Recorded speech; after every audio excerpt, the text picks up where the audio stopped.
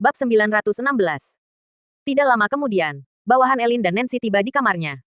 Ketika mereka melihat pemandangan di depan mata, mereka langsung terkejut. Adril kabur, kata Nancy. Nancy tidak menemukan jasad Adril.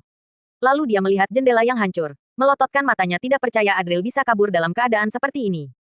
Elin adalah master puncak tingkat 8. Nona Elin, apa yang sedang terjadi? Tanya anggotanya. Bawahan Elin juga terkejut dan tidak bisa percaya. Ada sedikit kejadian tak terduga.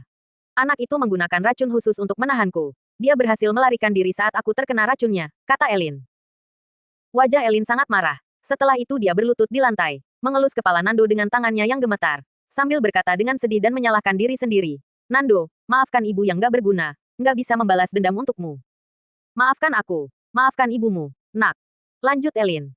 Tidak ada yang tahu bahwa tadinya dia sedang bermain dengan sangat menyenangkan bersama Adril di depan jasad Nando. Mungkin di dalam tubuhnya sudah mengandung adik kandung Nando. Namun pada saat ini, semua orang melihat bahwa di wajah Elin yang selalu tegar, tiba-tiba meneteskan air mata. Mereka juga ikut merasa sedih dan berpikir bahwa meskipun Elin sangat sombong dan kuat, tetapi pada akhirnya dia juga hanya seorang ibu dari anaknya. Turut berduka cita, Nona Elin. Penjahat ini pasti belum jauh melarikan diri. Ayo kita kejar. Pak Nando yang berpulang ke surga juga nggak ingin melihat kamu seperti ini.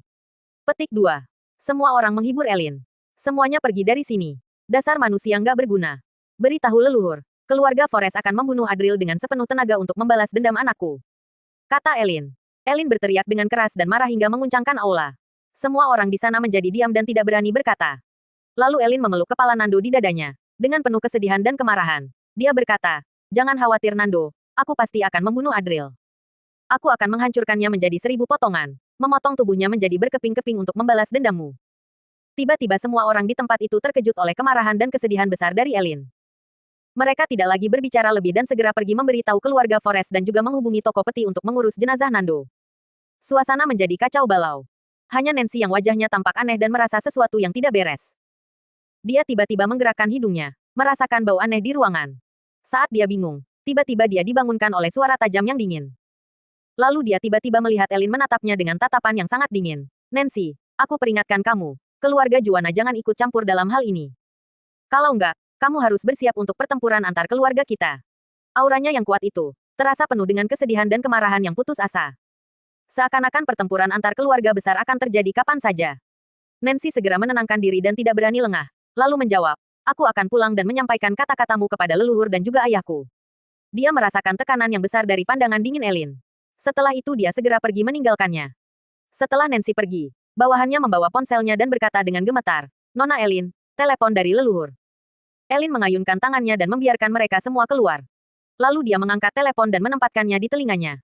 Dari dalam ponsel terdengar suara teriakan marah seorang pria tua. Apa yang terjadi? Bagaimana Nando bisa mati? Kenapa kamu nggak bisa lindungi Nando dengan baik? Elin, apa kamu ingin mati? Suara marah itu bergemuruh seperti petir yang meledak, dengan penuh kekuatan yang tak terbatas. Api amarah itu seakan-akan ingin meluap keluar melalui ponsel. Wajah Elin menunjukkan ekspresi yang mendalam dan senyuman bahagia muncul di sudut mulutnya. Namun, suaranya berubah menjadi ketakutan dan kesedihan. Semua karena Adril. Dia membunuh Nando. Bahkan aku juga disergap. Petik 2. Lalu dia mengatakan kata-kata yang telah dia rencanakan sebelumnya kepada leluhur. Bab 917. Namun, suara penuh amarah dari seberang langsung memotong sebelum dia selesai bicara. Aku nggak peduli apakah kamu terluka atau enggak. Yang aku inginkan adalah agar Nando selamat tanpa cedera. Dasar kamu sampah. Kamu bahkan nggak bisa menjaga Nando dengan baik. Katakan padaku, bagaimana aku harus menjelaskan ini pada mereka? Menghadapi makian penuh amarah dari leluhur, Elin tetap acuh tak acuh. Sudut bibirnya menyunggingkan senyum mengejek, tetapi dia berkata dengan nada penuh penyesalan. Leluhur, tunggu aku pulang. Kalau ingin membunuh atau menghukumku, semua itu terserah padamu. Aku hanya ingin Adril mati untuk membayar nyawa putraku. Mendengar kata-kata tentang membunuh dan menghukum, leluhur terdiam sejenak. Dia menggertakkan giginya. Lalu tiba-tiba berkata dengan nada dingin, keluarkan perintah pemburuan berdarah. Dimanapun dan kapanpun, bahkan di langit tertinggi atau di neraka terdalam, keluarga Forest pasti akan memburu Adril sampai mati. Siapapun yang berani menghalangi akan mati. Setelah mengatakan itu, dia menutup telepon. Tangan Elin yang memegang ponsel terkulai ke bawah. Dia memandang keluar jendela dengan tatapan tajam sambil berkata pelan, Adril, sebentar lagi kamu akan menjadi seperti anjing yang terpojok, menghadapi pengejaran tanpa henti dari keluarga Forest. Aku mau tahu, berapa lama lagi kamu bisa bertahan hidup? Namun, apapun yang terjadi, perintah pengejaran ini dikeluarkan langsung oleh leluhur keluarga Forest. Nama Adril pasti akan menggema di seluruh Sageru. Tak lama kemudian, kejadian ini bagaikan sebuah batu besar yang dilemparkan ke danau, menyebabkan riak yang makin menyebar jauh. Ini adalah Nando, putra kesayangan dari leluhur keluarga Forest. Meski dia membunuh keturunan langsung dari salah satu dari 4 keluarga besar, pasti akan ada orang yang melindunginya. Leluhur keluarga Forest bahkan turun tangan sendiri untuk bertarung dengan leluhur keluarga Hartanto demi Nando. Semua kejadian ini masih terus menyebar di seluruh Sageru. Sekarang, Nando telah mati. Dia dibunuh oleh Adril yang berasal dari kota kecil seperti kota Silas. Ini bagaikan seorang putra langit yang mati di tangan seorang rakyat jelata. Hal ini cukup mengejutkan untuk mengguncang siapapun. Terlebih lagi, Adril bahkan berhasil melarikan diri dari Elin, seorang master puncak tingkat 8. Jika dihitung dengan Sugi, Adril sudah berhasil melarikan diri dari 2 master puncak tingkat 8. Berita ini juga mengguncang banyak orang. Ada yang merasa menyesal karena seorang jenius muda akan segera jatuh. Ada yang diam-diam memuji Adril karena telah menjalankan keadilan, menyingkirkan sebuah bencana besar di Sageru. Ada juga yang mengejek, menertawakan Adril yang terlalu berani. Selain itu, berita ini menyebar melalui berbagai saluran, hingga sampai ke telinga para tokoh besar di berbagai tempat. Di keluarga Surya, di dalam istana yang kuno dan elegan. Para petinggi keluarga Surya sedang berkumpul di sini. Perintah pengejaran berdarah dari leluhur keluarga Forest sangat luar biasa, hingga segera dilaporkan keluarga besar setempat di Majaya. Keluarga Surya menjadi keluarga yang pertama. Para petinggi keluarga Surya berkumpul untuk mengadakan rapat, mendiskusikan sikap yang akan diambil sebagai bentuk penghormatan kepada keluarga Forest. Hendy duduk di kursi utama sambil jarinya mengetuk meja dengan pelan. Ekspresinya tampak sedikit rumit ketika dia berkata, "Sepertinya, aku sudah meremehkan keberanian Adril. Dia bahkan berani menantang keluarga Forest." Di bawahnya, para ahli keluarga Surya mendengarkan kabar ini dengan hati yang terguncang. Mereka semua tahu bahwa Adril dengan sombong mengatakan akan menghancurkan keluarga Surya, tetapi tidak ada yang menanggapinya dengan serius. Mereka berpikir, setelah 3 bulan, Adril tidak akan cukup berani untuk datang ke keluarga Surya. Namun, sekarang Adril bahkan berani membunuh Nando. Jika dia dibiarkan hidup, 3 bulan kemudian dia mungkin benar-benar akan datang untuk bertarung. Anak ini punya potensi besar.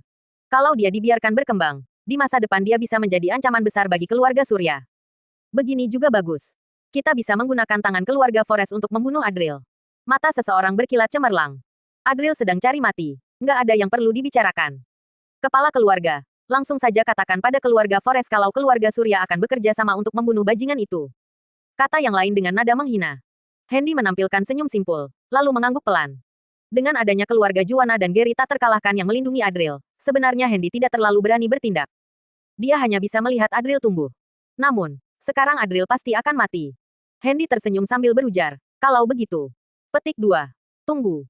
Tiba-tiba, suara dingin memotong ucapannya dari dalam aula. Yang bicara bukan orang lain, melainkan Gilbert dengan wajah dinginnya. Bab 918. Dia bukanlah orang dengan tingkat kekuatan tertinggi di antara mereka, tetapi dia duduk di kursi kedua. Ini sudah menunjukkan posisinya dengan jelas. Gilbert adalah pewaris keluarga Surya yang tak terbantahkan. Hanya dialah yang memiliki hak untuk memotong pembicaraan Hendy dalam pertemuan keluarga. Saat itu, Hendy tampak mengerutkan kening sambil memandangnya. Dia ingin mengatakan sesuatu, tetapi Gilbert dengan nada dingin berkata, "Adril harus mati di tanganku." Hendy menghela napas tak berdaya, lalu berujar, "Ini adalah urusan keluarga Forest, bukan urusanmu untuk memutuskannya.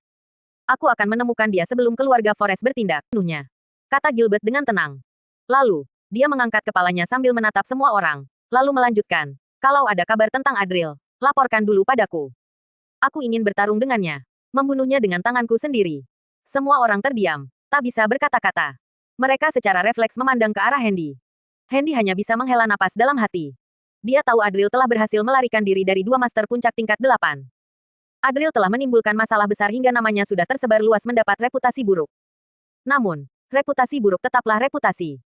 Sudah ada yang secara samar menganggapnya sebagai salah satu pemuda berbakat paling cemerlang dan berpotensi. Hal ini justru membangkitkan semangat bertarung Gilbert. Dia tidak bisa membiarkan siapapun dari generasi muda mengunggulinya. Terlebih lagi, dia tidak bisa membiarkan Adril berada di atasnya. Kamu ini. Hendy hanya bisa menggelengkan kepala dengan putus asa. Dia sungguh tidak punya cara lain untuk menghadapi putranya ini. Namun, setelah merenung sejenak, dia berkata, "Baiklah. Bagaimanapun juga, Adril ini harus mati. Sekarang keluarga Surya yang mendukungmu. Kalau dia mati di tanganmu, itu juga nggak masalah. Adril memang harus mati.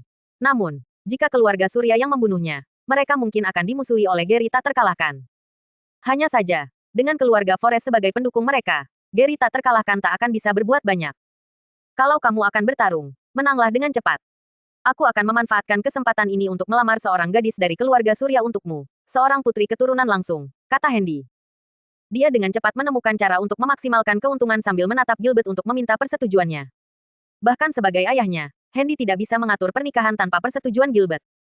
Hanya masalah wanita. Terserah saja, jawab Gilbert dengan nada dingin. Dia pun bangkit berdiri, lalu berjalan keluar. Gilbert memandang yang lain, lalu berkata dengan acuh tak acuh, pergilah, cari Adril dengan segala upaya. Segera laporkan kalau ada kabar. Baik. Semua orang langsung menjawab serentak dan segera bubar. Sementara itu, Gilbert berjalan menuju keluar istana tempat Yuna ditahan. Di dalam istana, Yuna yang mendengar suara langkah kaki langsung tertawa dingin, lalu berkata, jangan buang-buang waktu, racunku hanya bisa disembuhkan oleh Adril. Tapi pada hari Adril datang ke keluarga Surya, itulah hari kehancuran keluargamu. Gilbert menjawab dengan tenang, Adril nggak akan bisa memenuhi janji 3 bulannya. Dia telah menyinggung keluarga Forest. Tapi aku akan membawa kepalanya untuk menemuimu. Jangan lagi berharap apa-apa. Bersiaplah menjadi alat kultivasi milikku. Kalau enggak, aku akan membunuh seluruh keluargamu. Setelah mengucapkan kata-kata itu, dia berbalik pergi. Di dalam istana yang gelap, wajah Yuna tampak ragu dan gelisah. Dia bergumam, Adril, bagaimana mungkin? Apa Gilbert sedang membohongiku? Tidak, Gilbert bukan tipe orang yang akan bercanda. Jadi, nggak mungkin. Adril, kamu bilang akan datang. Kamu nggak mungkin mengingkari kata-katamu. Kamu masih harus mencapai puncak, membunuh Gilbert, lalu menghancurkan keluarga Surya. Kamu pasti akan bertahan hidup. Gumam Yuna pelan. Dia terus menunggu Adril datang menyelamatkannya. Keyakinan itulah yang membuatnya mampu bertahan selama ini. Namun, kata-kata Gilbert hampir menghancurkan keyakinannya. Tanpa disadari, tinjunya mengepal erat, serta bibirnya hampir berdarah karena tergigit.